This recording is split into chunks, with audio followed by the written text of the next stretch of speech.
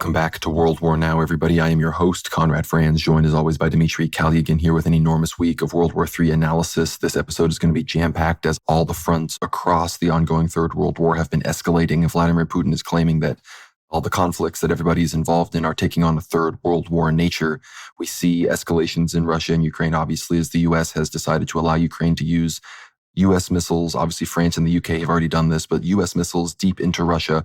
Russia has responded to this by testing new weapons technology. Some people are claiming that this is the biggest escalation since, Nord Stream pipelines and even the SMO and the war began. So we're going to be dissecting all of that. All the while, escalations continue in the Middle East and the Levant as ceasefire negotiations between all the parties involved, the Lebanese army, Hezbollah, and Israel, are ongoing. Yet the strikes increase in size. The huge strikes in Beirut are bigger than ever. Hezbollah is responding with strikes on Tel Aviv, Haifa, Kiryat Shmona, some of the largest strikes ever. Some people are even claiming, maybe like Iranian sources are claiming, that Hezbollah has not even used its quote-unquote big weapons. So again, we have a lot more in store on that front. Apparently, largest strikes in recorded warfare history in the region, and Syria, of course, by Israel as well. We're going to be reporting on all of that. All the while, Gallant and Netanyahu have had an ICC arrest warrant issued against them, and all sorts of countries are responding in different ways, including the United States, which is in, of course, a state of transition. We're going to be talking about some of Trump's nominees and how they are faring. Matt Gaetz, of course, does not seem to be making it to the Attorney General post. We're going to be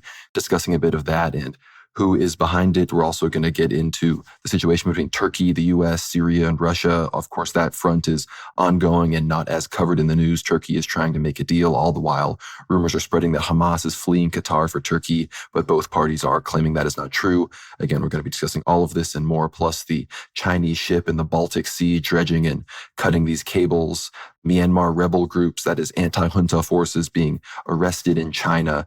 We've got a few updates from the church, things going on in Ukraine as Zelensky vows to continue cracking down on the canonical church there. That and so much more. Africa, again, more news from Europe and across the front there. So with all of that being said, Dmitry, how are you doing? It has been quite the week. It certainly has. And if only I could say it's been a wonderful week for world news and, we're moving towards some sort of peaceful resolution of all these conflicts going on. But on the other hand, it actually has been escalating literally everywhere on every front. It's almost the news has doubled in extremality since last week.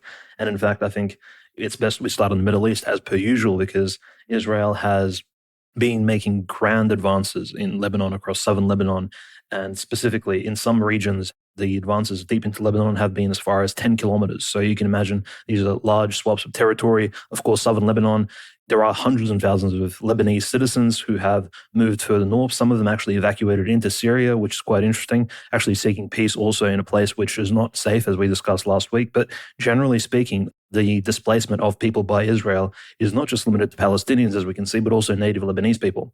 And Israel, of course, is fighting Hezbollah on all the fronts. It's actually not afraid to make this move, which we spoke about, what would be Israel's go-to move after Trump's victory in the presidency before the inauguration in January of 2025. And it appears that, Conrad, the green light, at least by the deep state, was given to Netanyahu and his government in terms of allowing him to take as much territory as possible and sort of cleanse it. So through his own so-called Zionist special military operation to extract as much benefit for Israel and for this Zionist state as possible prior to Donald Trump coming into power and possibly ushering in some sort of peace between these warring forces in the Middle East. That, at least potentially, that's the best case scenario for all the civilians being hurt in this particular conflict, but perhaps things would even get worse, judging by some of the administration Trump picks and definitely the Zionist rhetoric coming out of the White House recently, which has been enormous, and from Congress members as well. So members not even participating in the administration. So people have been reacting to the famous ICC warrant, which has recently come out. This is one of the biggest stories of the week, Conrad. Of course,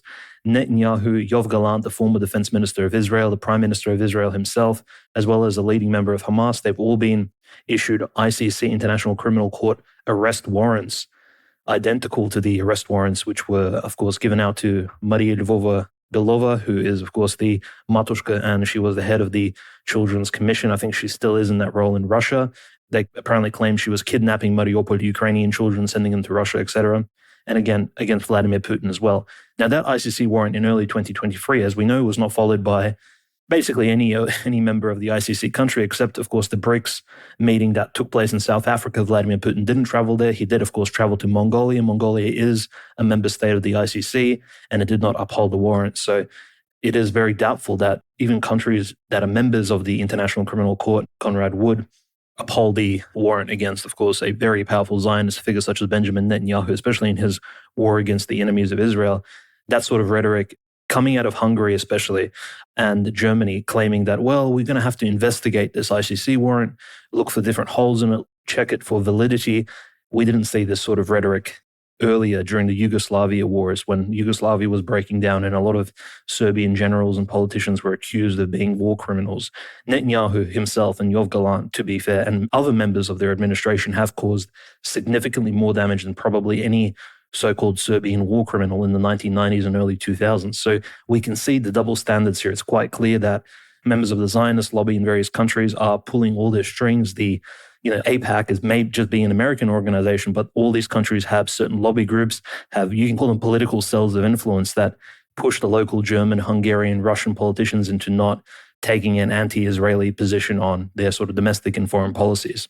Now, what's really interesting, again, is this escalation in Lebanon. It's been quite enormous. A lot of people are somewhat perplexed by the fact that the state of Lebanon itself is still not declared war on Israel, given that since October 7th last year, and these numbers may actually surprise some people, more than 3,640 people have been officially killed, these Lebanese citizens, and 15,000 have been wounded since October 7th of 2023 by the state of Israel. So these are reports from the official Lebanese health ministry. So not Hezbollah affiliate, not a propaganda website, not some sort of Islamist source, right? These are official Lebanese statistics, and yet we haven't seen a single Israeli warplane shot down. We've seen continued bombardment in the south of Beirut. This is the capital city of Lebanon, by the way. It's equivalent to, say, I wanted to compare it to the bombardment of a city like Damascus, but Damascus has been actually getting bombed by Israel as well over the last few years. So that's really a false comparison. It's as if Israel would fly their planes over a city like Cairo, for example, and bombing that as well. And again, these excuses keep coming up that, there are Hezbollah fighters hiding behind these hospitals, hiding amongst some of these apartment buildings. We've seen crazy footage, Conrad, of apartment buildings literally collapse as Israeli planes fly overhead, dropping these massive bombs, essentially destroying them all in one go. The devastation is quite evident, I think, on its face. And even a lot of countries have come out in condemnation of the strikes against the Lebanese people. In particular, there's been 6 medics, paramedics, and health workers actually killed in Lebanon who had zero affiliation with Hezbollah. These are just civilian workers attempting to help the wounded and injured in some of the previous bombardments. And now, as they're, of course, assisting in their medical duties, they're also killed in the explosion. So again, similar to what we saw across the last year in Gaza, in the Gaza Strip, where you have volunteers, humanitarian aid workers also being killed in the line of combat. What can be said for journalists? I mean, tens of journalists have been killed. And, I'm not a fan of the journalistic profession myself, but certainly civilians shouldn't be killed, especially those who are innocent and unrelated to any of the fighting sides. Is completely wrong. Netanyahu's administration just completely going unpunished. And the ICC warrant itself, I think, given the fact that Israel is not willing to uphold it, Netanyahu, clearly him, Yoav Gallant, his entire cabinet, Conrad, can literally travel to New York, to the United Nations headquarters, and appear there and give a pro-Zionist Israeli speech, and the US government will not touch them. The ICC warrants hold absolutely no power, and by the end of the week, I think we'll find out exactly which European countries will even be willing to uphold them. At the moment, it appears that Germany and Hungary are looking very skeptically at these warrants, and we know that countries like Russia, Netanyahu, frankly, can even travel to Russia safely because Russia itself does not recognize the ICC, so who exactly does? I mean, certain small European countries, perhaps. It's, again, the power of the ICC, as most of these globalist internationalist organizations, is waning. And so, in fact, the question arises as to who exactly will bring a figure such as Netanyahu to legal justice, or is the justice system entirely broken? I think these sort of questions are being put to the forefront in sort of international relations at the moment. Yeah, the warrant is fascinating. I'm going to give my analysis on it, but I have to bring some breaking news. Huge strikes on Beirut. These are bunker buster strikes. We're hearing reports that multiple 6 to 8 story buildings have completely collapsed after these strikes. These are the largest strikes since the assassination of Nasrallah and Safiadan, which were the 2 largest Hezbollah leaders, highest ranking, that have been killed in the course of this conflict. So unfortunately, I fear that this may have been a strike on Naim Qassem, the leader of Hezbollah right now. So if that's the case, we may have to record a segment and latch that onto this recording if that's what happens, because we're going to be learning that soon perhaps. But I hope that is not the case. But as we've been saying before, these huge strikes have been ongoing between the 2 sides. Hezbollah has done some enormous strikes on Tel Aviv. They have been increasing the strikes on Kiryat Shmona. Haifa has come under very, very dramatic fire. So all of that is ongoing. But in light of the fact that Naim Qassem, his whereabouts right now are currently unknown, I could be wrong, but I hope not. But, we'll see if the strike was directed at him. But, he recently had some comments about the ceasefire negotiations. This is from Reuters, November 20th. Hezbollah chief Naim Qassem said in a televised speech aired on Wednesday that his group had reviewed and given feedback on a U.S. drafted ceasefire proposal to end fighting with Israel and that a halt to hostilities was now in Israel's hands. Qassem made his comments in a pre-recorded address aired a few hours after U.S. envoy Amos Hochstein said he would head to Israel to try to close a deal on a truce. After 2 days of meetings with Lebanese officials, including 2 sit-downs with parliamentary leader Nabi Berri, a Hezbollah ally, Qassem said his Iran-backed group had seen the draft U.S. deal and provided feedback. These comments were presented to the U.S. envoy and were discussed with him in detail, Qassem said. The comments were presented to show that we approve this track of indirect negotiations through Speaker Berri, but he rejected the notion that Israel would be able to keep striking Hezbollah even after a truce is reached, saying that Israel should not be allowed to breach Lebanon's sovereignty. Qassem said a deal now depended on Israel's response and the seriousness of Prime Minister Benjamin Netanyahu, and that Hezbollah would keep negotiating and fighting at the same time. Specifically, he said any strikes on central Beirut would be met with Hezbollah fire into Tel Aviv. Hezbollah launched missiles at Tel Aviv on Monday after deadly Israeli bombardments hit the heart of Beirut on both Sunday and Monday. So, again, big escalations there, and it seems that, the leader of Hezbollah is reviewing U.S. proposals. These are pretty big, moves in the right direction for a ceasefire, yet I want to read you some more about Netanyahu and Israel's stance. This is from Dave DeCamp at Anti-War. Israeli Prime Minister Benjamin Netanyahu said Monday that even if there is a ceasefire deal reached in Lebanon, Israel will still operate militarily against Hezbollah. The most important thing is not the deal that will be laid on paper, Netanyahu told the Knesset, according to AFP. We will be forced to ensure our security in the north and to systematically carry out operations against Hezbollah's attacks, even after a ceasefire.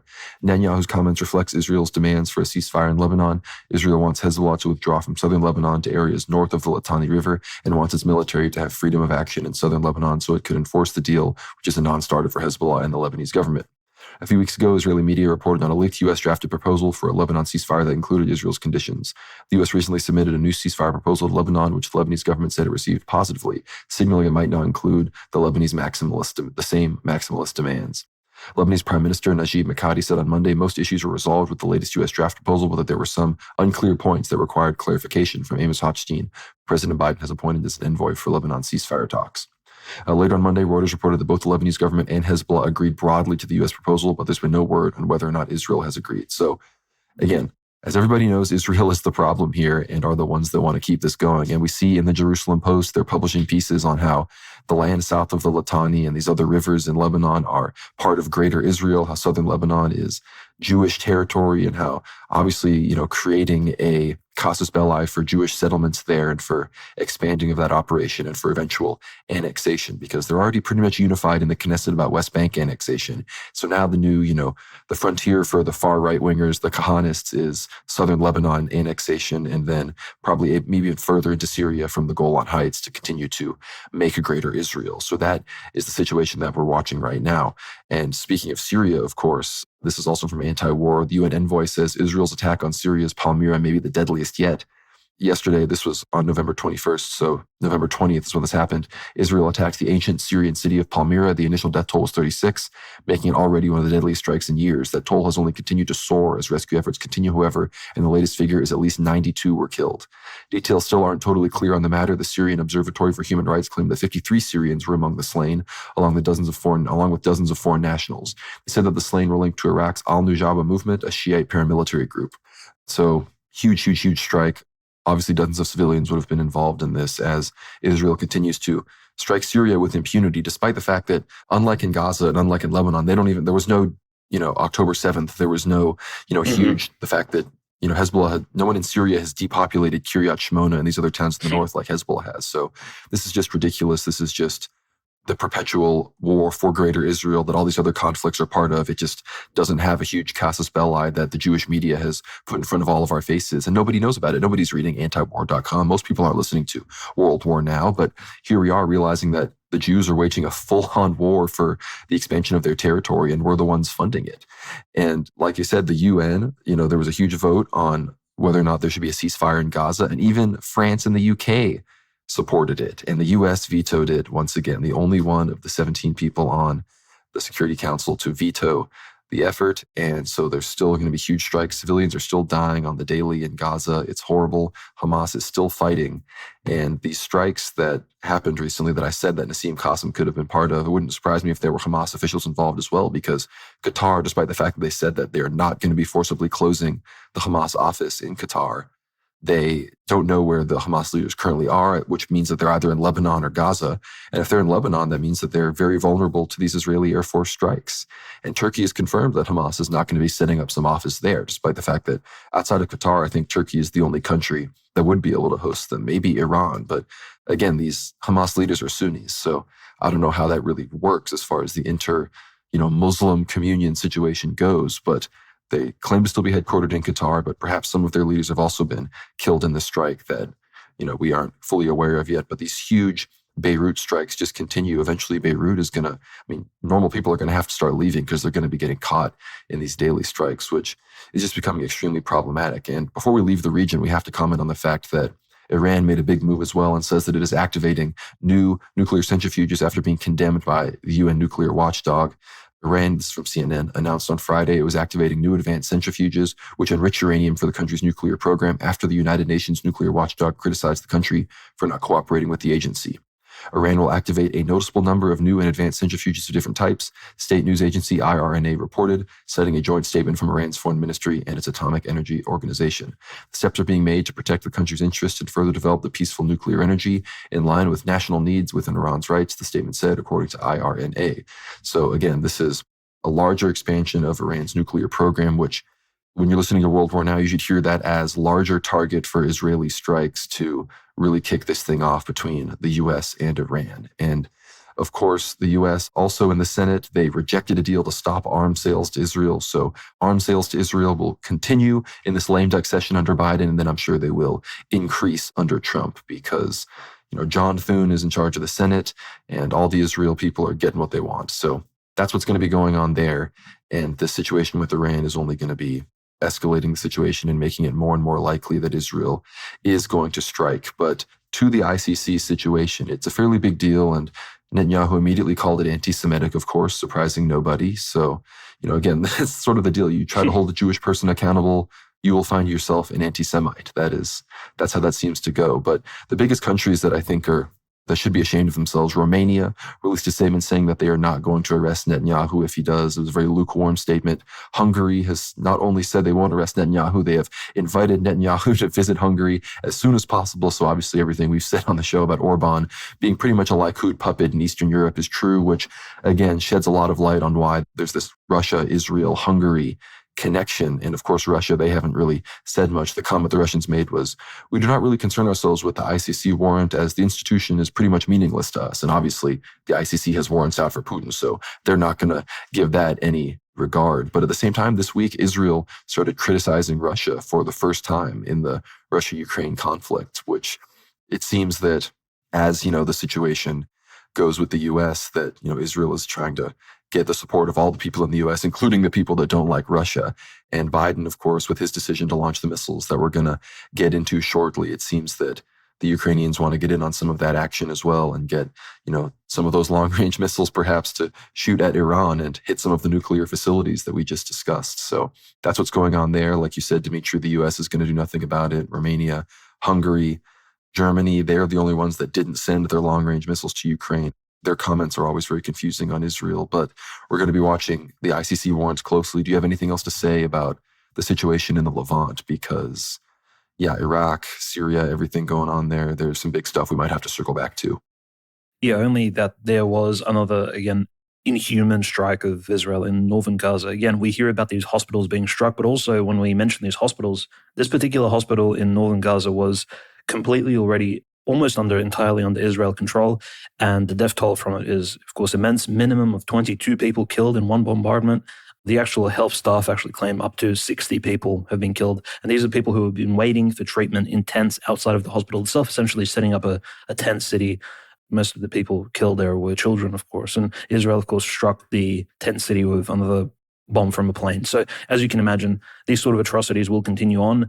And I believe even if Hamas is reduced to literally 10% of the same size, there'll still be excuses kind of thrown around, similar to, Conrad, as we saw at the UN, when all the other security Council member states voted against what's happening in Gaza and Palestine and voted for a ceasefire, right? Immediately. And again, the US voted sort of against that. It essentially voted to veto.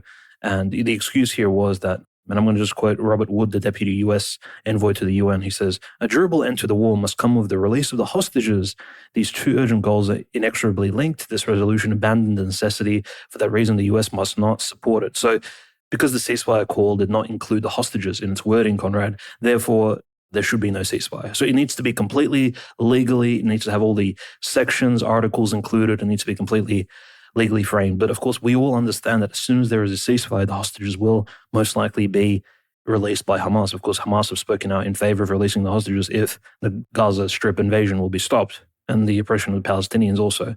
So again, it's like the chicken or the egg sort of argument coming out from the United States. And this seems as if it's just an excuse to continue funding and supporting the greater Israel state and those sort of projects as we see the Zionist administration of both Biden and those potential Republicans who will be in the Congress and supporting Donald J. Trump and his administration kind of moving forward with their goals and supporting Netanyahu no matter what kind of crimes he's forcing. And again, this removes the US's moral grandstanding and it sort of allows it not to virtue signal as powerfully, I think, in world affairs. Like you cannot blame Putin anymore for the SMO commencing in February of 2022 because, again, the US supports perhaps an even more drastic and dramatically inhuman act according to its own standards in Lebanon and in Palestine at the moment. So, and it kind of leaves Hamas with no option except for continuing to fight. And Israel has made it very clear that until Hamas and Hezbollah are completely eliminated from the entire Levant, it will continue to conduct these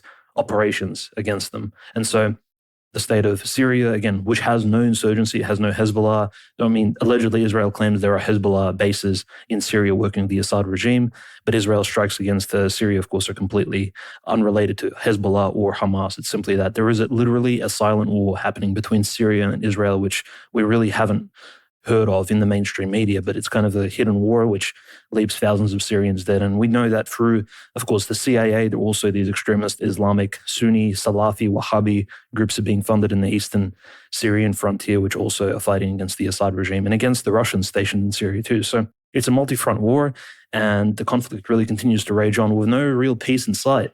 In fact, even if we look into Europe, there's no real resolution going on there. And despite the fact that there were rumors of potential peace treaty taking place. So it's interesting that Hezbollah, Conrad, has ultimately called for a sort of seat at the table to sort of discuss a potential peace treaty. But in the end, Israel has elected not to take that opportunity and simply seeks to eliminate its opponents no matter what. And I think we couldn't expect any different from them based on their recent actions. And I think realistically speaking, there are probably some hawks in Hezbollah and then the leadership of Hamas, wherever they're going. As you noted, there is some confusion this week as to exactly where the base of Hamas will be.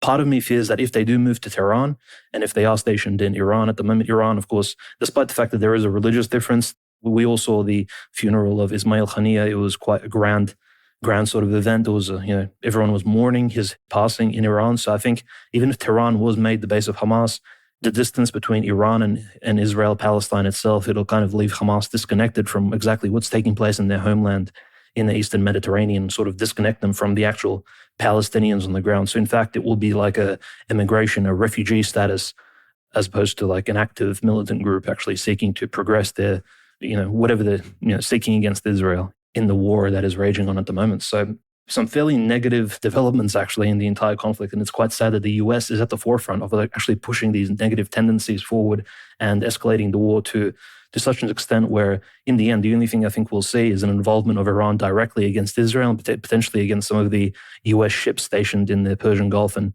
in the Red Sea and again in the Eastern Mediterranean as well, because we know Iran has very long-range flying missiles who can kind of strike at these US ships, potentially hypersonic missiles as well. I really agree with everything you said there, and we're going to circle back to the Red Sea to talk about some of the stuff the Houthis have been getting up to and get back into Turkey and Syria a little bit. But with all of that, I think we need to go into, you talked about escalating the war. I think the biggest individual escalation of this war was made by Joe Biden this week when he decided that deep U.S. missiles, hypersonic tier, intercontinental type missiles, whatever we're giving the Ukrainians, can be launched into Russia. And in response to this, Russia decided to basically unveil a new level of, technology in this war. And they, of course, revealed this. It wasn't actually an ICBM, it was an intermediate range missile. But regardless, Putin specifically said that this missile could move 2 to 3 kilometers per second. So, he claimed that any air defense that the West has and NATO has aren't going to be able to intercept this thing.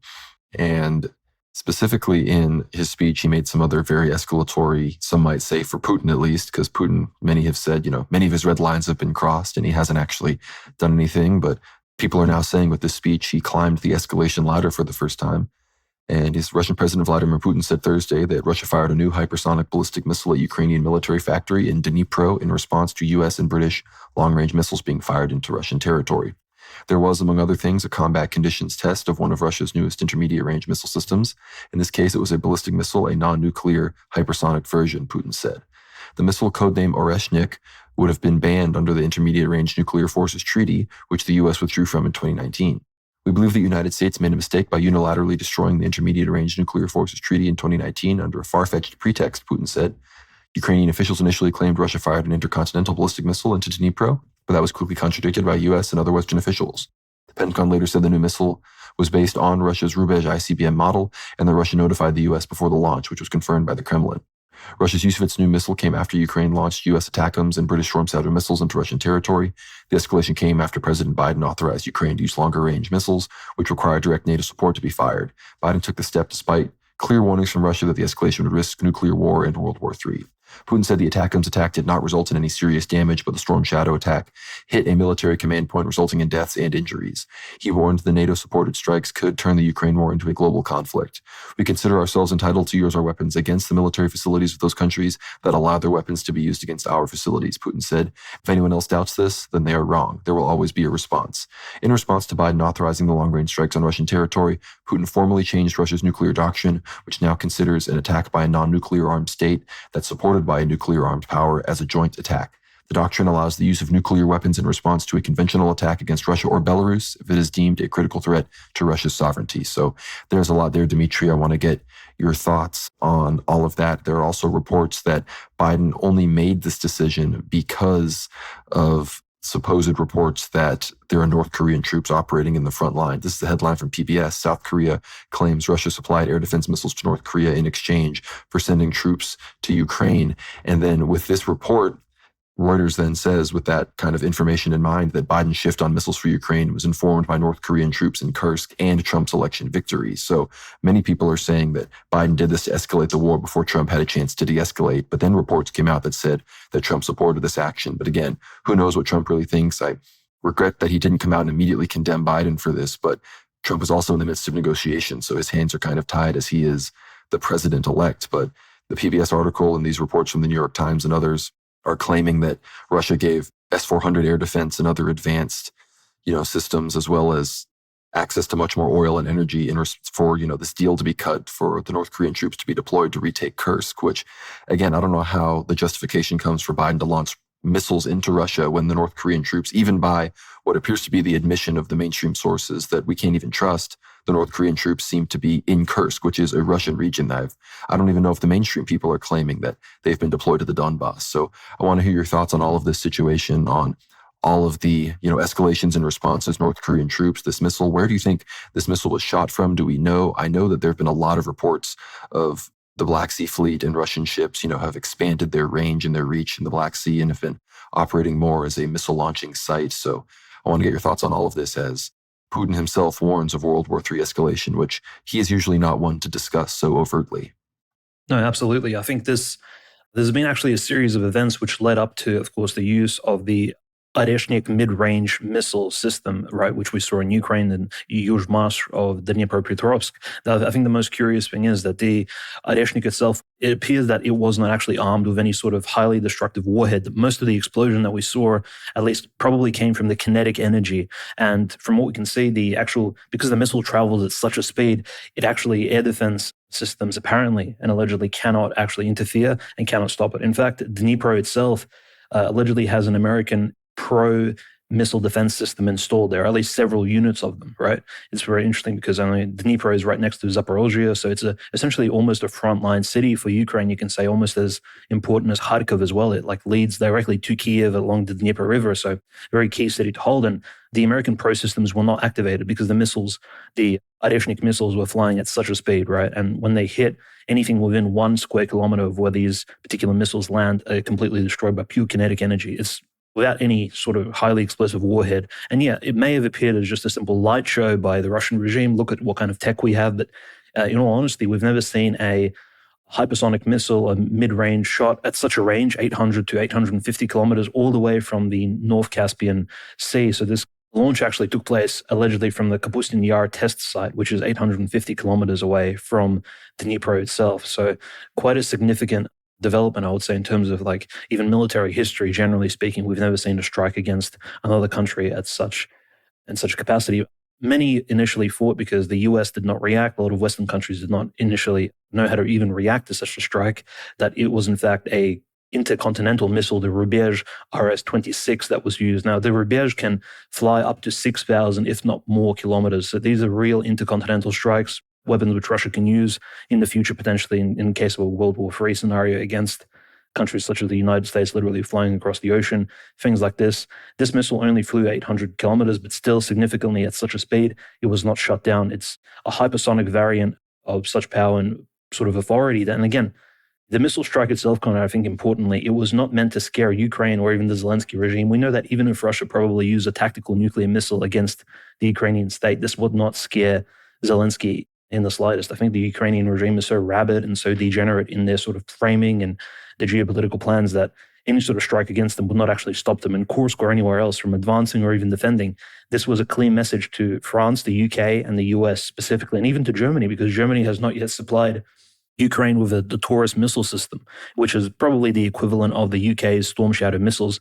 The estimates are that the UK has already supplied Ukraine with up to 50 Storm Shadow missiles, and up to 12 of them have already been used. So there's about 38 Storm Shadow missiles still in Ukraine's possession. So Ukrainians can use their airplanes actually to drop those Storm Shadow missiles off at Russian sites. Now, the strikes against the Bryansk Oblast essentially prompted what we saw, the updating of the nuclear doctrine by Russia, which I think is not that significant. I think at the moment, escalation into sort of nuclear war at the moment seems a bit far-fetched, especially against Ukraine.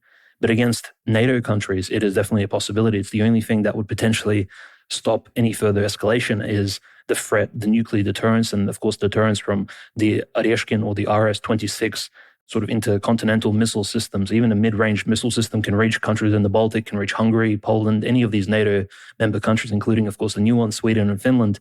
So the use of this missile system against Ukraine, which we saw this week, was a clear message to NATO countries: do not escalate any further. This is the final red line. You've pushed us this far, and actually we are willing to strike. It's possibly your military bases, the bases of production that you have just across the border from Ukraine, some of the sites you use to, of course, train Ukrainian troops, to host Ukrainian war pilots. Even a country like Romania, despite the fact that it's Orthodox Christian, it's entirely occupied by the EU, by this Western liberal ideology, and there are huge NATO bases located there. So it's not entirely out of the possibility of these strikes, like these missiles flying literally from central Russia, from the Ural Mountains, North Caspian, all the way to Romania to take out some of these bases, if, of course, they keep pushing the agenda. Now, what exactly prompted Putin into using such a weapon was the ATACMS and the Storm Shadow strike against the Bryansk Oblast. Now, Bryansk is not an SMO zone oblast. It is located literally inside the Russian Federation. Its borders were never questioned by Ukraine or by Russia.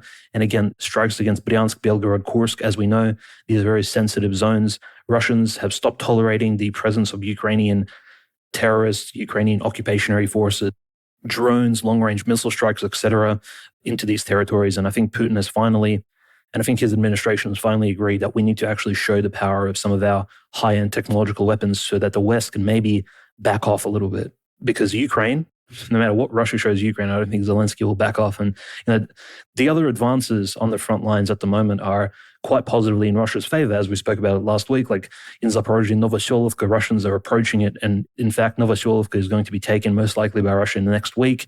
Kupiansk is heavily bombarded by Russian warplanes, drones, artillery. And this Kupiansk, as we mentioned, is between Kharkov and Slavyansk. If Kupiansk is entirely taken by Russia, this will be an enormous victory. And again, Russians can then decide, will they take the long-suffering Slavyansk, which Strelkov held back in 2014, or do they move to surround Kharkov, from essentially two angles, from Volchansk from the north, and from the east, through Kupiansk, etc. So it's a clear sort of directionary strike. It's very disorientating and very demoralizing for the Ukrainian troops. So Russians are actually progressing very well. And Sudzha, in fact, the outskirts of Sudzha are now under siege by the Russians as well. Ukrainians are at threat in certain small villages surrounding Sudzha of being caught in cauldrons. They're fighting for their sort of positionary defense and for their very existence, frankly, because again, they're probably told by Syrskyi as well as some of their commanders that there's simply no option to surrender because they'll be traitors to their own country, etc. And who knows what kind of threats these draftees were given. The Ukrainians seem to be fighting quite ferociously in the Kursk region, which is very interesting. It's almost as if they've been threatened with something, possibly the risk of their families, etc., to continue to fight the Russians no matter what. No surrender is possible in this particular region. But the same goes for Russians, actually, by the way, because we know that the Ukrainians torture their POWs. So the Russians are actually given clear instructions never to surrender to Ukrainians, even if they're injured. I won't go into the details of what exactly the Russians are told. I've seen some interviews of Russian infantrymen describing that if they're injured and they're the last man standing, they're supposed to, take out a pin of the grenade and hold it as long as possible until they're surrounded, if you know what I'm getting at. So it's quite, and the battle on the ground in Kursk is very hot at the moment. There's a lot of literally, not hand-to-hand combat, but very close proximity, house to house, village to village.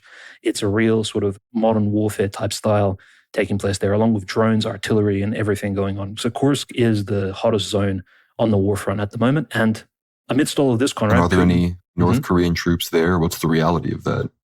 No, well, that's the thing. There's zero footage of North Koreans. So the North Koreans are allegedly in Kursk, but we don't actually see any footage of them, and we haven't seen any footage for the last 3 weeks. So all the reports are essentially warmongering, fear-mongering at best. In fact, all the footage coming out of the Russians as well is not showing any interviews or collaboration with North Koreans whatsoever. So unless, of course, they're told very strictly, even by their lower officers in command, not to show, not to film using their mobile phones, any sort of North Koreans, don't leak any of our state secrets. We haven't seen any North Koreans. So my understanding is at the moment, it appears that France and Germany have actually held off from providing any of these missiles and actually sanctioning any of the missile strikes of Ukraine against Russia. But the main culprits here, unfortunately, is the United States, Biden's administration, which is essentially probably not even Biden. It's most likely Anthony Blinken, Kamala Harris, who knows exactly who's running his, Lloyd Austin possibly, and as well as the UK, Keir Starmer and his cabinet, and probably King Charles as well. So it's the UK and the US who have actually escalated the situation to such an extent where the nuclear doctrine was updated, and Putin has used the Oreshnik missile system in Ukraine for the first time, really not causing many sort of deaths or anything, but definitely displaying that Russia's willing to use this technology against NATO countries in the future, because there's no point of showing it off against Zelensky, Ukraine. Zelensky and the Ukrainian government are not impressed. They're really suicidal at this point. They're kind of just fighting for their own very existence. There's no life for Ukrainian terrorists and these Ukrainian government sort of bandits and thugs if Ukraine loses. So the only option they have is a suicidal sort of even Pyrrhic victory in this conflict, which is why, frankly, I think the Oreshnik use by Putin and his speech, it was a direct message to these Western deep state power holders that he's playing for keeps in Ukraine, in the SMO zone. It's no longer a joke. You cannot escalate any further. You cannot strike Bryansk, Belgorod, Kursk. It's time to either come to the peacekeeping table or potentially to organize some sort of truce with Turkey, etc., through like Ankara I discussions with Ukraine. But no longer will we tolerate strikes against our civilians. No, I think you make a lot of good points there. And as far as the actual targets of what Russia would hit in some of these other countries, some people immediately think, oh, what's Russia going to do? Hit the west coast of the United States, hit our facilities. This is that's probably not the first place they're going to strike if they escalate this outside of Ukraine. And this is from RT headline, Moscow reveals new priority strike target in Poland. The U.S. missile defense base in Redzikowo, I don't know how to say this Polish name, increases the overall level of nuclear danger, according to Russia's foreign ministry. Russia's added the recently opened U.S. missile defense base in Poland to its list of possible priority strike targets due to its obvious potential to weaken Moscow's deterrent forces, foreign ministry spokeswoman Maria Zakharova has said. During a weekly briefing on Thursday, Zakharova was asked to comment on the official opening of the U.S. NATO anti-missile base in the Polish village of Redzikowo last week, and the statements by Warsaw that this facility is directly aimed against Russia. The spokeswoman replied that the opening of the base is yet another provocative step in a series of deeply destabilizing actions by the Americans and their allies in NATO in the strategic sphere.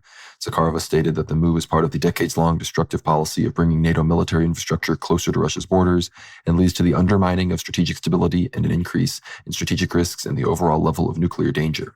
She noted that the facility in Redzikovo has an obvious potential to weaken Russia's deterrent forces, and that given the nature and level of threats arising from this type of Western military facility, the base has been added to the list of priority targets for potential destruction.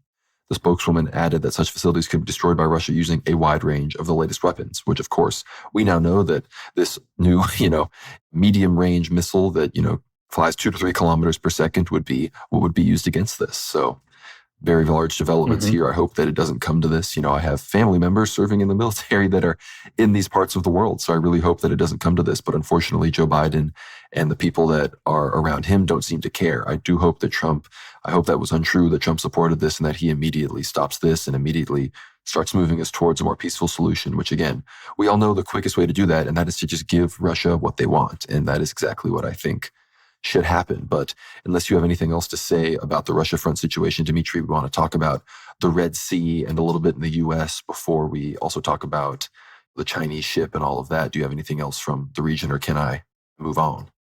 Yeah, I think you can move on, except I would only add one thing that, remember, the night of the election, actually, or the day after, the US did test some of its first hypersonic missile systems. And Russia, in anticipation, of course, this is in 2021, just before the SMO, is already building and testing their S-500 Prometheus air defense system. So these S-500 or S-550 missiles can apparently overtake and stop hypersonic missiles, hitting their targets. So this is the first defense system which can apparently shoot down these very, very fast-moving missiles, which can be launched by the US in the future or any sort of enemy of Russia, which is quite curious. So Russians, it's a real arms race, right? Like a direct sort of tit-for-tat exchange of ideas and technology. And can you imagine the secrecy of these technologies is, of course, held at the utmost care by all these countries involved. And so espionage and, most likely there'll be books written about this particular war period and what kind of ideas were stolen by which country. At the moment, we simply don't have any of that information. But as you can imagine, the spycraft happening behind the scenes here is probably as intense as what is going on the ground. No, I completely agree. And the situation with Turkey, obviously, we're circling back because Turkey, as you mentioned there at the end, is one of the key nodes in the Russia-Ukrainian negotiations. And the fact that this country, which again is one of the few countries that is only really on its own side. It's hard to place whose side, Turkey is really on, despite the fact, China, Russia, Iran, it's pretty clear whose side they're on each other's side at this point. But Turkey, a true wild card. And of course, this comes amidst the Turks. They condemned the Houthis for the recent attack on a Turkish-owned cargo ship. This is from Al Arabiya. Turkey on Wednesday denounced a missile attack targeting a cargo ship in the Red Sea by Yemen's Houthis, saying measures are being taken to prevent any further escalations. We condemn the missile attack by the Houthis on the Panama-flagged dry cargo ship WWIII, owned by a Turkish company, while sailing off the coast of Yemen, the foreign ministry said in a statement. Yemen's Houthis announced Tuesday that they had targeted a cargo ship in the Red Sea, while a multinational naval task force said 2 missiles had struck near the Panama-flagged vessel. Since the last November, the Iran-backed Houthis have been targeting shipping in blah, blah, blah. They give the context. They explain that Houthi spokesman Yahya Saree said the Houthis carried out an operation targeting the ship WWIII in the Red Sea with a number of appropriate ballistic and naval missiles, adding that the hit was accurate and direct. The Turkish ministry did not detail in its statement whether the ship received any damage, only that the necessary initiatives are being taken to prevent the recurrences of a similar incident. The Houthis also said, I saw this elsewhere, that they were doing this because, Turkey's all talk and no game, basically, when it comes to confronting Israel. And I think there's a number of reasons why that is the case. One of the main ones being the fact that Turkey is trying to cut a deal with the United States in Syria. This is from Bloomberg. Turkey urged the United States to stop supporting the Kurds. Turkey has called on the United States to withdraw its troops from Syria and stop supporting the Kurds. In return, Ankara is ready to fight the Islamic State terrorist group itself. Bloomberg reports, according to him, one of the main problems for Ankara is the training and arming the Syrian Kurds by the United States, him being Erdogan. Turkey considers them terrorists and a threat to its unity. In this regard, Ankara suggested Washington that it could take over the fight against ISIS in Syria. In return, they want the United States to withdraw troops from Syria and stop supporting the Kurds. Turkey is also ready to take responsibility for tens of thousands of imprisoned ISIS fighters and their relatives who were detained by the Kurds.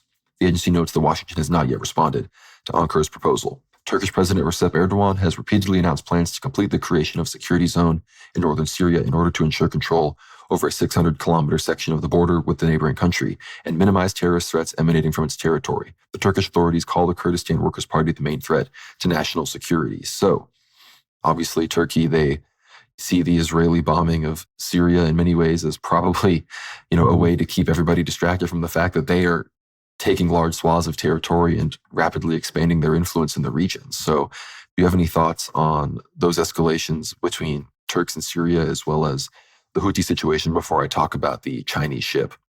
Yeah, absolutely. I think that the Turks, just like Israel, is using Hezbollah as an excuse to expand into southern Lebanon. Of course, I think Turkey, in their end game, the Turkish so-called deep state, might not even be that deep. It could be very surface level because it's quite obvious what Turkey's interests are, is to take pieces of northeastern Syria, which hasn't been under the Assad family control for a little while now. Of course, claim that the Kurds have occupied it, cleanse the lands, and of course, then potentially even jointly with Azerbaijan, partition parts of Armenia and then reconnect. Of course, the Azeri-Turkish connection, right, to the Caspian Sea by land would be very sort of beneficial for both of these countries going forward. And I think for that pan-Turkic belt, which we spoke about a few weeks back, I think that project is still probably in the works, which is why Turkey is very interested in sort of destroying the Kurdish threat. And we can't really deny, based on Kurdish Marxist terrorism, right? Because again, the Kurds are not really the good guys, we're not really pro-Kurdish in any capacity whatsoever, but the Kurds are actually are committing terrorist strikes against Turkish citizens, against Turkish military departments, etc. So Erdogan really has an open excuse to sort of continue these fights and continue to play this sort of really complex game of chess here in the central Middle Eastern area. Unfortunately, the country of Syria is his playground at the moment. And so his very interesting claims that the US is actually funding the Kurds, because again, none of this is taking place on the books. It's all like black ops type situation, arms trading between probably some of the US bases stationed in Western Iraq, Eastern Syria, as you know, and controlling some of those oil repository positions in Iraq and Syria, which attacked Wagner back after the Syrian civil war commenced in 2014 and 15. So as we know, these areas are still under strict US control, so who knows what kind of weapons are being passed off to both ISIS members as well as, despite all of Trump's claims that he destroyed ISIS and killed Khalifa al-Baghdadi, etc., we all know who controls and funds some of these anti-Assad, anti-Russian, and anti-Turkish groups. And in the future, Conrad, this may spill over into a Turkish confrontation with some of the other NATO countries, which we know Turkey already has a sort of light confrontation with Greece being planned. This kind of transitions into another story, right? The purchase of Romania of the S-35 planes, because it's essentially a mirror of what took place earlier this year in July when Greece purchased up to 40 S-35 stealth fighter planes from the US and Italy jointly. At least signed the contract, it would cost over $5 billion American dollars. So Greece is powering up its air force in order to, in the future, fight a potential ally such as Turkey next door. We see Turkey understands that, and Turkey probably sees the collapse of NATO, possibly under a Trump administration or maybe in the future under a futuristic Republican J.D. Vance administration. I think the fact that NATO is failing in Ukraine at the moment, failing to stop Russia, failing to suppress it properly, kind of is NATO's last breaths of existence. I think essentially after the rise of the right in Europe, there are these considerations that if NATO does fail, again, some of these really lightly held peace agreements between countries like Turkey, Greece, Turkey and the US will also be falling apart. And that will make things a lot more interesting and, again, a lot more bloody for the region as well, as you can imagine, because there's literally century-old conflicts which have been unresolved. But just wanted to mention that Romanian story, right? So Romania is purchasing 32 US-made F-35 aircraft. So these are the stealth fighter planes, incredibly powerful. As we mentioned, we saw Israel use them against Iran. They have stealth capacity. They can carry a variety of bombs. They fly at a very high speed. Ukraine doesn't have them. Ukraine has F-16s, etc. So the older models that were used. So these high-tech planes, Romania is acquiring them. Greece is acquiring them. These countries are essentially preparing for, in a way, you can say almost personal defense, because what happens when NATO collapses after this Ukrainian debacle and the drainage of all these funds into this Ukrainian project, right? What happens after the massive economic recession, which we know is coming? It's on the horizon, despite the fact that there's literally a cryptocurrency and a sort of stock market bull run happening after the Trump election. We know the economy will go through very turbulent times in the future, and these countries are probably planning for their own sovereign defense going forward, despite the fact that we know they're mostly liberal and mostly at the moment occupied by sort of anti-Christian forces on the inside. Yes, and I'm talking about Greece as well, because as we know, Greece legalized gay marriage recently. So just looking forward, I think all these countries, including Turkey, are looking out for their own interests, and we shouldn't really forget that. I think, despite the fact that most of these countries are related through Masonic ties, all kinds of deep state organizations, Chabad Lubavitch, Jewish lobbies, etc., there's still a sort of localized interest of the elites, of the groups in power who are seeking what's best in their own interest. And again, they're kind of explaining that as well. We're defending the interests of our nation state, when in fact we know they're probably just defending the interests of their ruling parties, etc., not actually the independence of the Greek people, the Romanians, or the Turks in this capacity. So that's just some consideration, I think, for the future. So the Kurds are just an excuse for Turkish expansion into essentially land belonging to the Syrian people. And unfortunately, Russia's not in a position to stop this, because Turkey is supposed to be, according to Putin, the Ankara discussions, Turkey is supposed to be the middle person for the future peace talks. So Russia cannot really counter-signal Turkey much in what it's doing in Syria at the moment. Unfortunately, it's really tied between a rock and a hard place. So very difficult political Gordian knot that's tied there. And Russia's not able to resolve it, as we saw. Russia's not able to resolve the conflict between Israel and Syria, and it's not able to assist Assad against Turkey either. So a very complex situation. A lot of good comments. Thanks for bringing up the Romania story. I almost forgot it, and it prompted me. I'm going to loop in a story that we were going to discuss later with this current story, because, in many ways I view these stories as the examples of China slowly but surely, in its own slow panda-like way, getting involved in this conflict and helping its allies. And this is from defense24.com. The Danish Navy has detained the Chinese bulk carrier Yipeng 3, which is suspected of damaging telecommunication cables in the Baltic Sea. The detention took place in the area of Danish territorial waters in the Danish Straits at the exit of the Great Belt. The detention of the vessel was carried out by Danish Navy patrol vessels. After a few hours, another vessel, which is specialized in underwater work, reached both vessels. The detention occurred on the evening of the 19th of November. There's no information on whether or not there was an inspection of the vessel by the group. The Chinese vessel was sailing from the Russian port of Ust-Luga. There was no official announcement from the Danish authorities yet either, but the Chinese bulk carrier is suspected of damaging telecommunication cables lying on the bottom of the Baltic Sea. The vessel was said to have sailed over the damaged cables between Finland and Germany, the so-called Sea Lion 1, and cables between Sweden and Lithuania. Investigators suspect that a Chinese vessel is the perpetrator of the incident. The incident was sharply reacted to by German Defense Minister Boris Pistorius, who said that it is not an accidental accident, but a deliberate sabotage. This is not the first time a Chinese naval vessel has been responsible for damaging strategic infrastructure in the Baltic. In October 2023, the Baltic Connector gas pipeline connecting Estonia and Finland was unsealed. The gas pipeline was damaged by an anchor dropped from the deck of the Chinese container ship, the New Polar Bear. The vessel was suspected of being the perpetrator of that incident from the outset, but it was not decided to detain it, and it escaped from the Baltic Sea without consequences. And I know the other big piece of the story is that the captain of the Yipeng 3 is a Russian citizen. I don't know if he's an ethnic Russian or if he's just some ethnic Chinese person that is a Russian citizen, but regardless, I think this is clear some kind of collaboration between the Russians and the Chinese. As was mentioned in the article, the last time this happened, the ship basically got away with it. So perhaps they didn't expect the Danes, who, for those that don't know, the Danes are pretty much a CIA country. All of Danish military and navy operations, that's just kind of an offshoot of the United States. So, of course, the Danes would be the ones to take this on. The U.S., I think, clearly have taken an interest in this. And I think this relates to another story about how the Chinese are slowly but surely, or in their own way, escalating. This is from The Diplomat. Myanmar rebel leader has been detained in China. Peng Daksun, the head of the Myanmar National Democratic Alliance Army, is reportedly under house arrest in Yunnan. And for those that don't know, I don't need to get into a huge explanation. That is one of the many armies that have united in the People's Defense Forces against the Myanmar military junta.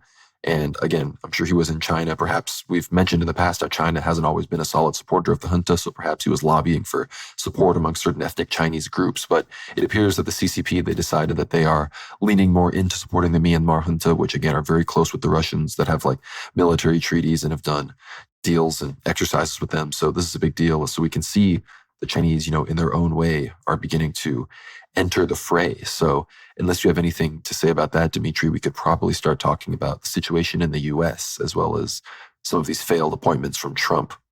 Yes, of course. I think as the administration develops, as the nominees, of course, are aligned, we have the most, out of all of the nominees, I think, Conrad, you can probably back me up here, Matt Gaetz was probably the biggest wild card, because he not only has expressed very right-wing based views in the past, he was also one of the sort of January 6th deniers on Trump's side, one of the few congressmen who actually spoke out in favor of Donald Trump, even when people like Tucker Carlson were very critical of exactly what took place during the so-called storming of the Congress in 2021 during the inauguration of Biden, right? But we see Matt Gaetz is nomination for the Attorney General role was, of course, withdrawn. And this is very interesting. We have some culprits, I think, who you can probably comment on exactly who these people are. But again, it seems like members of the tribe are responsible for it. Matt Gaetz, personally, it appears, was the least AIPAC-funded person on the entire nominee list. And in fact, we have, during our analysis of Trump's future administration, we did mention that some of these picks are perhaps a little bit more hopeful. So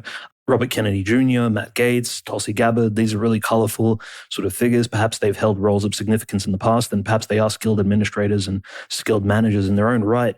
However, it seems a bit too good to be true. A lot of these people would be filtered out, and the deep state will work its way into Trump's administration. But on the other hand, we did see a very interesting clip released by our good friend Greg Reese, who, of course, we support and we read all of his content, and we've been on his podcast as well as assisted him in creating some clips regarding the ritual murder of the Romanovs. He released a very interesting news piece for InfoWars wherein he discussed Jared Kushner's alleged involvement in these picks for the Trump administration. So Jared Kushner, this hyper-Zionist, this sort of mini Antichrist type figure, right, who's involved in the Trump family very deeply by marrying the daughter of Donald J. Trump, Ivanka Trump, and his sort of, previous participation in the U.S., Saudi Arabia, Israel relations were very key in the previous Trump administration. His involvement is not completely excluded. He's still around. He's still hanging out, making choices, and who knows exactly why Matt Gaetz was excluded. But this is really bad news because the role of the Attorney General is essentially, it's like the Minister of Justice, responsible for all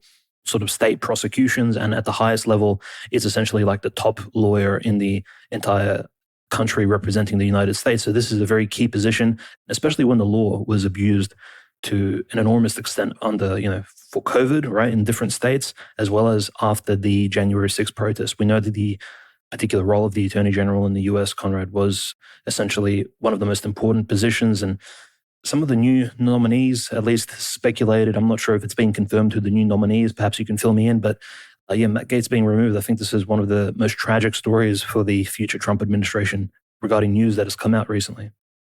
Yes, the new nominee is Pam Bondi, the Attorney General of Florida, which, again, not the worst choice or anything. She is, of course, a hyper-Zionist, not surprising, but we all wish it could have been Ken Paxton, Attorney General from Texas, the best state Attorney General in the country, but he's too controversial. He probably never would have gotten approved, which, again, Matt Gaetz would have never gotten approved either, which is why he's dropped out. But the reason that this is so tragic beyond that is he is not going to be reclaiming his seat in Congress either, which he could have done.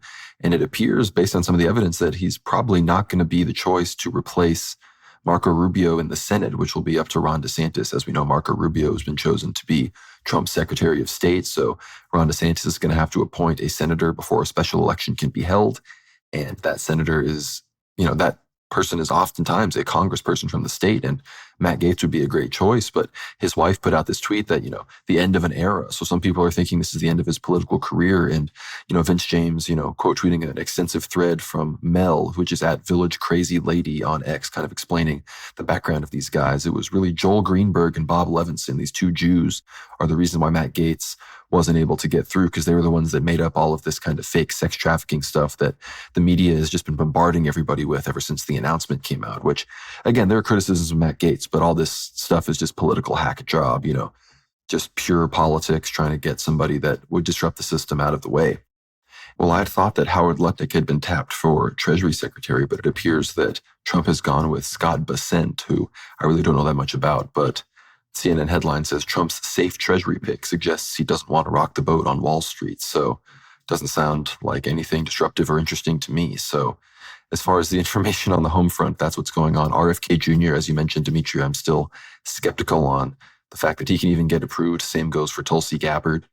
And I think the fact that Matt Gaetz was he fell out this quickly, this kind of the fact that he wasn't even willing to fight it out for, I don't know when the confirmation hearings are going to begin. I don't think it's anytime soon. So this is very much a loss for Trump. And he's very much, I could tell Trump, I think, actually wanted this to happen. Some people are having more nefarious motives, that this was entirely just a play to get Gaetz entirely out of politics. But I think the real issue is the fact that the deep state saw that he was going to be a threat and they just put the boot down. And as many people have said, this is what it's going to be like. 2016, the establishment totally co-opted Trump, and they're going to try to do it again like they have in the past. But unless you have anything to say about Georgia or any of these other issues, we could probably move on to the situation in Kosovo, which we don't really have that many updates on, but it's an interesting story nonetheless.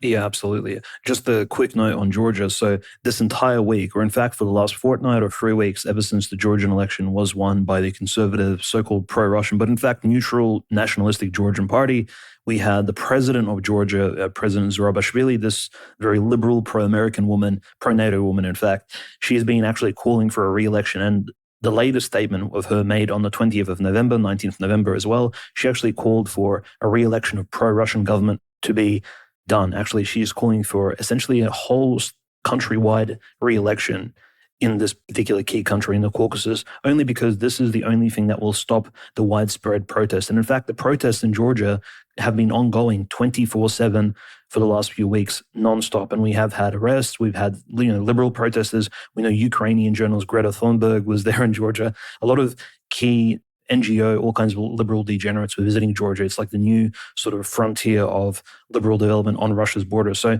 the Georgian election debacle, this particular story, it's not entirely wrapped up. President Zurabishvili is still counter-signaling the new government, the new Georgian parliament. And it does seem like the George Soros tentacles have not exactly left this particular country. They're still looking for a new, maybe Svetlana Tikhanovskaya-like situation take place there. But it's very interesting because on the other side, right, on the other side of the Black Sea and in the Balkans, we have a very curious story, which again brings Serbia, which we always follow very closely, and the former countries of Yugoslavia, Republika Srpska, Kosovo, etc. A very interesting story regarding apparently Kosovo police unlawfully crossed a line near the village of Čerkovice in the municipality of Leposavić, and they actually crossed Kosovo border and into Serbia in order to pursue allegedly certain criminals, right? So these are Kosovo police officers. Now, why this is important, right? You may think, well, they're simply cops, right? What's the worst that can happen? Well, the Ministry of Internal Affairs of Kosovo, these are their police officers, their Spetsnaz, their AMON, sort of the internal sort of forces. They answer to Albin Kurti, the leader of Kosovo, personally. Kosovo has no real army, as you may be aware. Some of you may not be, but Kosovo has an international NATO force which acts as the army. These are called KFOR, the Kosovo Force, essentially a NATO-led, sort of like a United Nations-esque peacekeeping force, right, which operates in Kosovo, but they're quite inactive. They're essentially only in Kosovo for one reason, for Kosovo not to be annexed by a neighboring state. Meanwhile, so Albin Kurti uses, it seems, the police force is heavily armed, wearing Kevlar, they have machine guns, shotguns, utilizing them in order to harass the Serbian citizens who are a small, very small, under 5% minority in Kosovo. And now the Ministry of Defense of Serbia has officially announced that this border crossing, an illegal border crossing of police officers has taken place. And apparently this is being escalated to very high extent. Now, the other positive development from this was that we had the Prime Minister of Slovakia, our good old friend Robert Fico, one of the top right-wing politicians in all of Europe. He actually spoke out in favor, and he said, look, Slovakia actually does not recognize the independence of Kosovo, but Slovakia will make sure that it will appoint many of its military veterans and people who want to sign up for KFOR to join the Kosovo force. And he said this to the Serbian political leadership, which is quite interesting. So Slovakia does not recognize Kosovo, but Robert Fico said directly that he will appoint many members of many Slovaks to join KFOR. So you can imagine the international army stationed in Kosovo of people who do not recognize its independence. That's almost a direct threat to Kosovo's alleged independence, right, from Robert Fico. And again, he's a really powerful sort of character in modern, European politics. Slovakia is a small country, but still having someone of this much hyperbolic PR power and sort of right-wing statements, he's clearly come out in support of Serbia and in support of Serbian interests in Kosovo itself. So this is really quite curious. And I think he still remembers the pro-Ukrainian protester who shot him earlier in 2024 in an assassination attempt, which he luckily survived. So really quite a great development, I think, for Serbia, but still the threat of an escalation by Albin Kurti. I mean, the Kosovars, the Albanian population of Kosovo, they've oppressed Serbians for a very long time. So we're always looking at this particular region of the world, Conrad, because it's escalation, as we saw. All these other countries that have escalations between minorities and people abusing the rights of certain groups. For example, the Kurds in Syria abusing the local Syrians, the Turks committing terrorist acts. We have the Israelis, of course, abusing the Palestinians. All of these conflicts escalate into larger war-like situations, which may also take place, unfortunately, or maybe even fortunately for the Kosovars and local Serbians in the Balkans too in the future, because again, we're just one of those situations which cannot remain stagnant for very long. It's just the situation which needs to be resolved in favor of the Serbian Orthodox people going forward. Kosovo is not just a random region, it is the Serbian heartland. It is an integral part of Serbia, similar to how, I don't know, New York, Manhattan, Washington, D.C. are also an integral part of the American identity. So it's really a historical and traditional crime against the Serbian people that this land has been disconnected from them. The analogy to Ukraine, I think, is very clear to our dear listeners who've been following the show for a while. But yeah, it's very interesting seeing Serbia try to stay out of the news for a little while, but then, of course, they're re-emerging because it's the Kosovo police who are actually abusing and actually pushing the situation into further escalation. So curious development there. Now, the situation in Serbia, Kosovo is always interesting because, unfortunately, I think everybody's aware that Russia just doesn't have the bandwidth, the soft power, or obviously hard military capability to actually protect its ally from all of this influence and from, of course, the slow drift of Kosovo into this Albanian state, which many people have speculated that Kosovo joining with Albania at this point is more likely than it ever becoming an internationally recognized UN nation. But again, so there's always the possibility that the West will just swoop in, help this Kosovo, Albanianization totally speed up, and Serbia just can't do anything about it, and Russia just has to watch. And it's sort of a flex, which I think we really hope doesn't happen, because that's a way that the U.S., we're here in the late stage empire. They may be going turbo America on us and be, like people say, a cornered animal is often more dangerous. So I think that might be what we're witnessing right now. But regarding Serbia and their alliance with Russia, this is a headline. So Serbia has turned to Russia for help with the Druzhba oil pipeline diversion project. Serbia has turned to Russia to help them with this. This is a pipeline that's actually going to go through Hungary. So Serbia has asked Russia to assist in the construction of a diversion that will connect the republic to the Druzhba oil pipeline through Hungary, Transneft Vice President Vladimir Kalanda told reporters. They, meaning Serbian Transnafta, plan to build a pipeline that will go through Hungary and directly connect to Druzhba. Serbia is reaching out to us for help. We are ready to assist in the implementation of this project, he emphasized.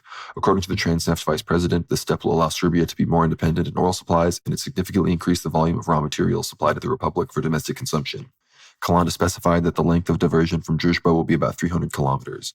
Serbian President Aleksandar Vučić confirmed plans for the construction of the oil pipeline, a branch from Druzhba that will pass through Hungary in November 2022. At the end of October, he stated that the republic would complete the technical and economic justification for this project by the end of 2024. Officials from Belgrade had previously approved the construction of a section of the pipeline with a length of 128 kilometers, estimated at a cost of 100 million euros between the Serbian city of Novi Sad and the settlement of Aldas in Hungary near the border. So again, this is very relevant to the fact that despite the fact that Russia and Ukraine are at war, those are some very vulnerable pipelines that are still, how some of these countries are still getting power. We know that Slovakia actually had, Ukraine had threatened Slovakia with the fact that they weren't supporting them with, turning off their oil. So this is all very relevant. In Serbia and Hungary are friendly, and they are trying to divert their supplies outside of Europe and just into the Mediterranean Sea. And Turkey and Russia and Hungary are countries that they seem to be drifting more towards. So this makes sense. And of course, Hungary, we know, is very close with Israel. Serbia, Vučić has made comments in favor of Israel. Another example of these countries that, they have an ongoing conflict with Muslims, so they end up siding with Israel. But, we're getting close to the end of the show here. We have to shift to Africa as we start to wrap things up. Somaliland,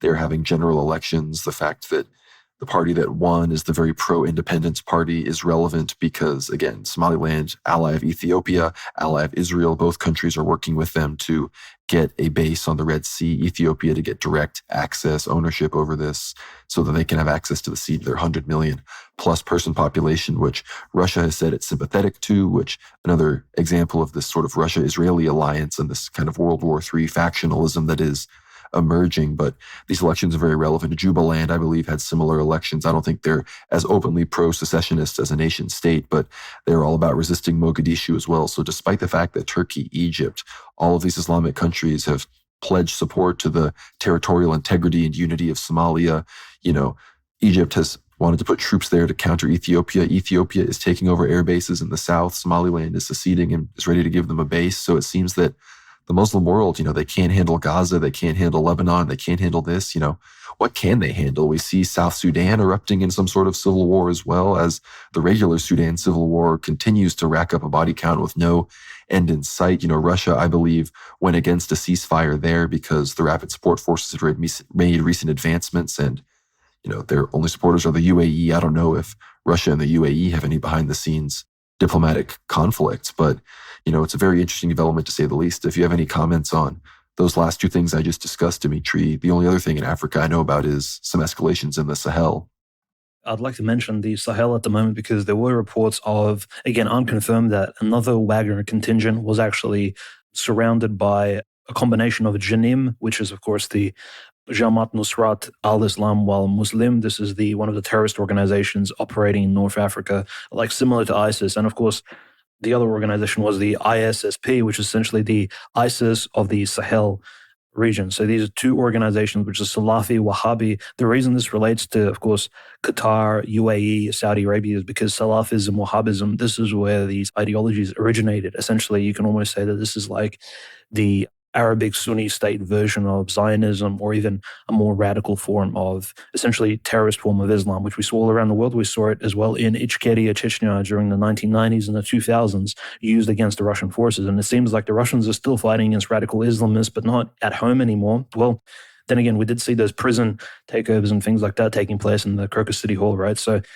Russians are also fighting in Mali very deeply. In Mali, if you look at the map, Conrad, for October 2024, it seems like Mali is almost split, and almost a third of it is actually occupied by members of Janim and ISSP, which is quite difficult. A lot of the Wagner forces are actually sent up north into Mali, which are very resource empty areas. Essentially, it's mostly desert, and they're sent into the far ends of Mali in order to fight some of these terrorist Salafi organizations, which doesn't seem very productive because there are also terrorists all over Mali.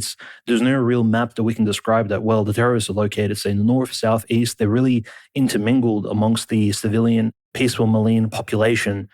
And so it is similar to Myanmar. If you look at a map of exactly, the junta forces fighting against the democratic rebels, it's very similar. So the whole map is basically jumbled up. There's no real order to it. It's a lot messier than, say, the Russian Civil War, or even what was taking place in Syria at the moment. It's hard to make any sort of sense in it. The only thing we can really say is that it is one of those really bloody civil wars taking place between radical Islamists and, of course, members of the Mali government who are supported by Wagner in Russia at the moment. So it's still not sure exactly when this will end, but we do know that the people supporting ISIS, supporting Janim, are definitely the enemies of not just Christianity, but also regular, probably peace-loving Islam that's, quite popular in these African countries, because we have to remember, even the Tuareg Muslims, it's a very different form of Islam. They have all kinds of local superstitions built in. It's really a light form of Islam, nothing like Salafism and Wahhabism. Like, they have their own little idols, their own little rituals. They're not this sort of sectarian, Protestant-like, hardcore, militant, terrorist Islam, which we see emerge out of Saudi Arabia and the Hijaz, over the last few centuries, and now that's taken on this destructive form. So really tough situation taking place. Possibly we'll have more news about the Wagner situation in the Sahel in the coming days, Conrad. But Russians are fighting literally in various places. Like we mentioned, the Western Atlantic presence, the presence in the Sahel. Russia is really turning into not just a regional empire, but also a country which is operating in these various other states, supporting them for their sovereignty and also receiving certain benefits for themselves too, right? It's a mutual beneficial arrangement going on here.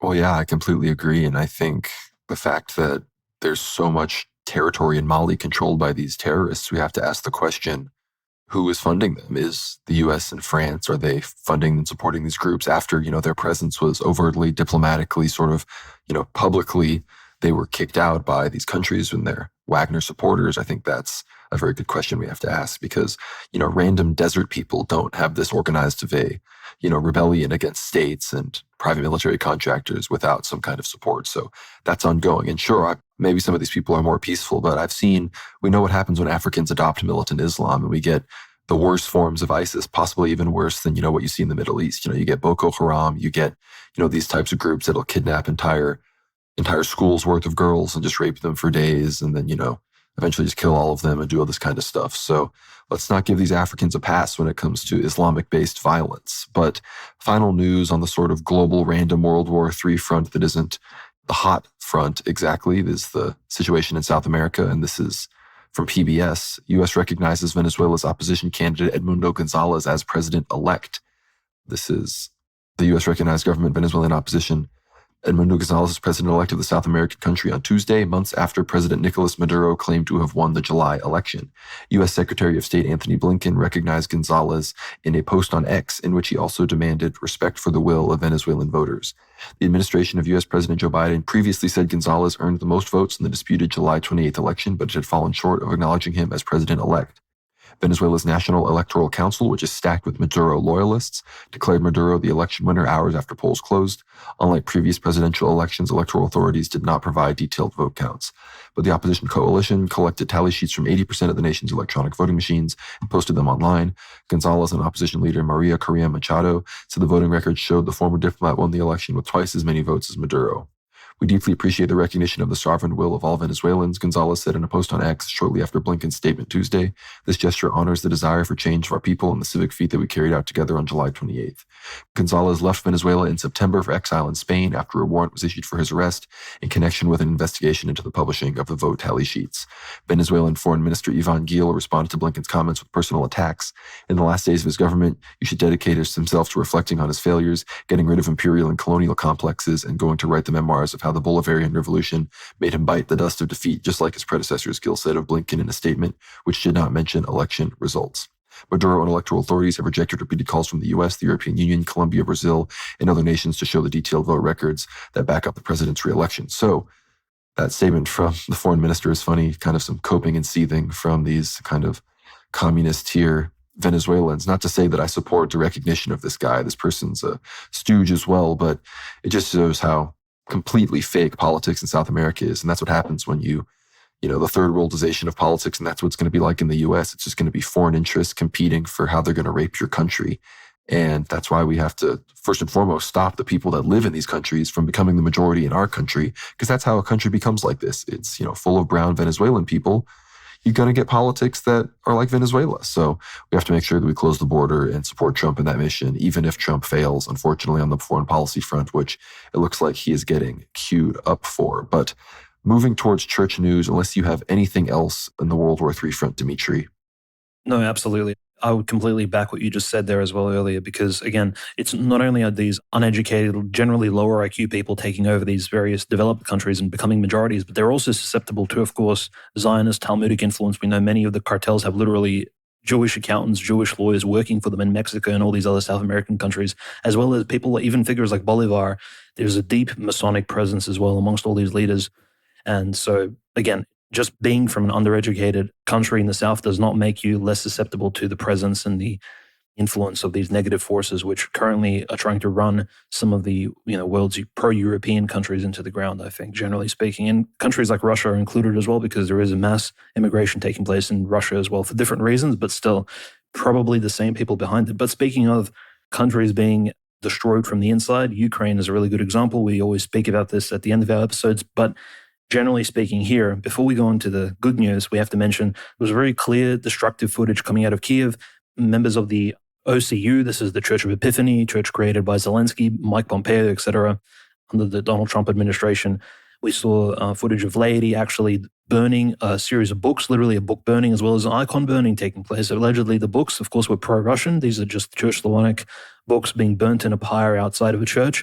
And we saw icons being burnt as well. Now, they were zooming into the icons in the footage, having a look at them. I didn't see any Russian symbolism. There were no Russian flags on the icons. It was just icons with the Theotokos, Christ, etc. Now, we do know legally, in terms of church law, the only way to really, in a blessed way, destroy icons which are old or potentially need to be, removed, I think in terms of all sort of sacred objects, is to burn them. But these icons were completely fine in terms of well-kept, size. They weren't even taken out of their frames, in fact. So this was a clear sign that they were claiming that these icons belong to the pro-Russian priests, clergymen, and the canonical church, Metropolitan and Free. They needed to be destroyed. Sort of Savonarola type of event taking place in Kiev, Ukraine, as it degenerates even further. And, speaking of Savonarola and Roman Catholicism, Yelena Zelenska actually traveled all the way to the Vatican City, to Italy, Rome, and gave a speech inside of a Roman Catholic cathedral, wherein she claimed that Ukraine is still fighting for world peace, defending European, Roman Catholic, and Christian values, and defending Europe from the Russian horde trying to invade it. So essentially, Russians are like the new Attila the Hun. They're the Huns arriving, and the Pope has to, of course, back, and the Roman Catholics need to back the democratic liberal resistance of Zelensky, her husband's regime. So again, this woman She's been already accused of child trafficking and all kinds of weird organizational developments in Ukraine in the past, but generally speaking, she's just a very negative spokesperson for any sort of peace, right? The only thing she does is agitate and sort of promote the furthering of the war taking place and the essentially the never-ending SMO, because Ukraine is simply not surrendering, not looking to put down its weapons, and continues to perpetrate the persecution of the church, which, speaking of the good news, right, is Father Vitaly Zhaginov from the Odessa diocese was actually stolen, kidnapped from his own home by Ukrainian recruiters, but he was from the Odessa diocese. We spoke about this powerful diocese under Metropolitan Agafangel, who's very pro-Ukrainian, and he was actually almost taken to a Ukrainian army base, held there for a few days, and almost about to be shipped probably elsewhere deep into Ukraine away from his home diocese. When the diocese pulled some strings, they have apparently a legal office in the diocese. They have Orthodox Christian lawyers working for them for the canonical church, and they actually officially sent letters to the government in Ukraine and Odessa, and they actually reclaimed so Father Vitaly was returned home. And this is the first example of a priest actually being released from conscription, right? He had his own family. He's a married man. Priests should not be sent to the front line to fight in these wars, should not be drafted, should not be conscripted under any circumstances. We aren't. This is in World War II when the USSR under Stalin was essentially also drafting and recruiting priests. That being said, that's those priests who actually survived the purges of 1937 and 1938, which many of them did not. But there were actually priests like the future patriarch Pimen who were, in fact, clergymen. He was a high-row monk, and he was actually recruited to fight against the Third Reich himself. So it's very interesting examples in history. But here we have a good sort of Father Vitaly was saved from serving by his own diocese. So again, it speaks very highly of a highly organized diocese. And perhaps this is a message to sort of, I guess, priests and clergymen in very influential positions. You can actually save your own if you're well organized, you have a good informational machine, you know how to apply for things.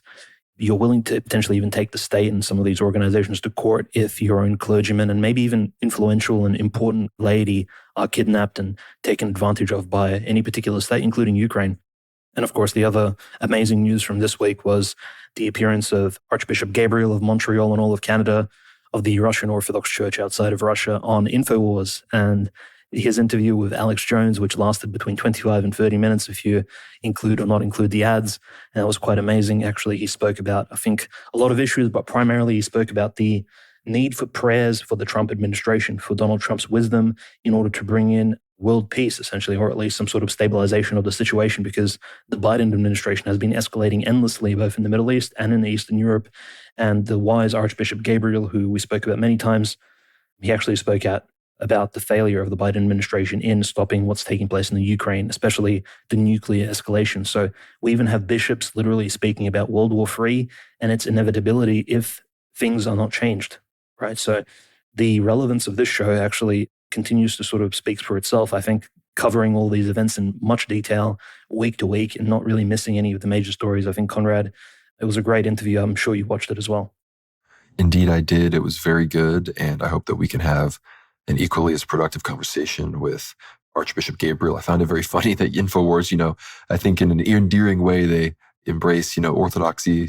Alex Jones said some very kind things. He was like, the Orthodox Church, goes back to Jesus Christ. That's all verified. That's, that's on paper, on record. It was pretty funny. And then they had him as like Archbishop Gabriel, leader of the Canadian Orthodox Church, which again, anyone who understands Orthodoxy in North America, he's the Archbishop of the local ROCOR archdiocese. But again, very, very, a lot of respect from Alex. And, this from Ortho Christian, the discussion centered on the Archbishop's explanation of the factors leading up to the war in Ukraine, with the revolution in Ukraine in 2014 and the violence against people in the Lugansk and Donetsk republics. They also discussed the current situation now that the U.S. has permitted Ukraine to use American weapons to attack the inside of Russia. And President Putin has again threatened a nuclear response. Most importantly, the hierarchy calls on Christians to pray for peace and an end to the war. So we're going to have that linked below for everybody that wants to give it a listen. But yeah, so much has gone on this week. So there's been, a lot of things, I've very cluttered when it comes to organizing this episode. But unless you have anything else to say about what's going on in World War III anywhere else, Dimitri, any predictions for what's going on in the next week? Because I don't know if we're going to have to record another segment and tack it on, but Israeli Channel 14 is claiming that a senior Hezbollah official was who was targeted in this strike. So be sure to follow us on all of the socials. Obviously, worldwarnow.co is the Substack, but worldwarnow_ for the Twitter, World War Now Telly for updates on all of this. Dimitri, do you have any final words on World War III before I do the final plugs?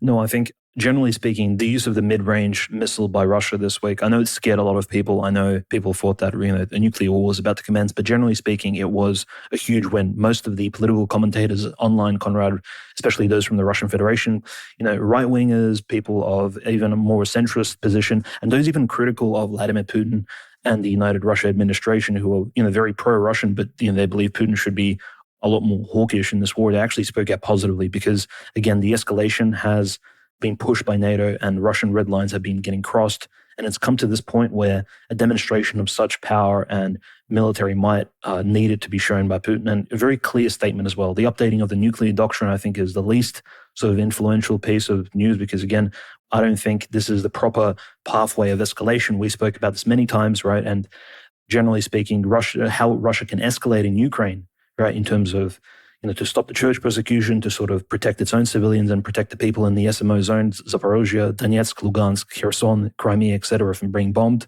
protect even people crossing the Kerch Bridge, is to, again, cut off gas from Ukraine, destroy the bridges across the Dnieper, aim for the railways leading into Poland, Hungary, and some of these other NATO countries, destroy the decision-making centers within Kiev itself, so the SBU base, some particular government political buildings in Ukraine and Kiev. These are the main targets. Those online claiming that Russia needs to nuke Kiev, right, in response to the Bryansk bombings or something like that. These are unreasonable opinions, right? This is not how the war escalates. There's no need to jump and skip 10 steps before going into nuclear action. This is why I think the entire nuclear discourse in the Ukrainian context, I think, is a false one, because Russia can, I think you'll agree with me, can always turn off the gas first, can aim for these key bridges, can aim for these key decision-making centers inside of Kiev, and potentially could even take out Zelensky himself. Why can Israel, under the leadership of Benjamin Netanyahu, take out, and potentially even, maybe they've even killed Naim Qassem this week? Why can they take out the leaders of their enemies whilst Russia has to hold off, not take out Budanov, not take out Syrsky, etc., and has to play this very peaceful role when, in fact, I think the war has already escalated and gone very far enough. We're almost into the third year. We're almost in February of 2025. So just regarding all the nuclear rhetoric, I wanted to bring it down to earth. There are other targets which Russia can strike in order to actually achieve some very important goals and potentially even win a direct victory in Ukraine if it wished to without using tactical nuclear weapons. So I think just a clear kind of reality check for a lot of people on Twitter, X, Telegram, especially some people who are very pro-Russian, and they're claiming, well, Bryansk, the ATACMS use against Russian civilians, that's the last straw, right? Russia should do something drastic. Well, turn off the gas into Europe, destroy the bridges, destroy the railway stations, destroy the railway lines, etc. So there's logical points of actual procedure here. And these are not my ideas. These are ideas pushed by geopolitical experts, people who have been in the military, former veterans, and even Donetsk, Lugansk veterans who've participated in the Ukrainian war since 2014. So I think these opinions are all valid, and people need to really introspectively look at exactly what's taking place on the ground before they call for a nuclear war.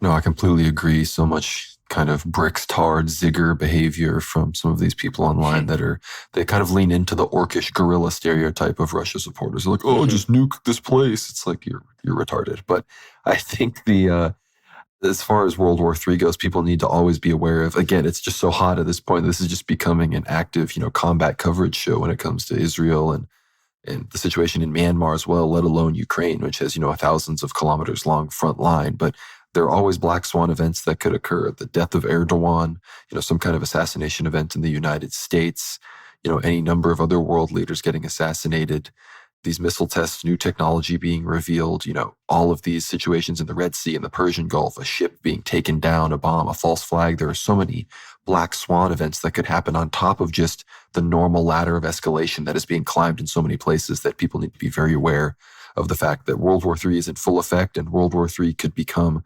like the hottest parts of World War II at any time, given any of those black swan events I just described, if not on a longer enough timeline with this natural ladder of escalation we're all following. So with all of that, keep this all in your prayers, as Archbishop Gabriel said, because World War III has truly arrived, and even the normies are starting to talk about it. But with all of that being said, thank you so much for listening. Be sure to help support the show, worldwarnow.co. We had a huge episode this week with Charles Bausman, a good friend of ours in Russia, who talks about some really interesting questions, but being a nationalist in Russia, the real story behind the Russian Revolution, how he ended up in Russia in the first place as a January 6th refugee and his involvement with the new Spas TV show moving to Russia, and just the general phenomenon of Americans moving to Russia, as he himself is an American patriot from Pennsylvania. But be sure to check that out. He talks about a lot of issues behind that paywall that you're not going to hear anywhere else about things going on in Russia. So really do that. That's going to be linked down below for anybody that wants to listen, get behind that paywall and support the show. You're going to get access to all of the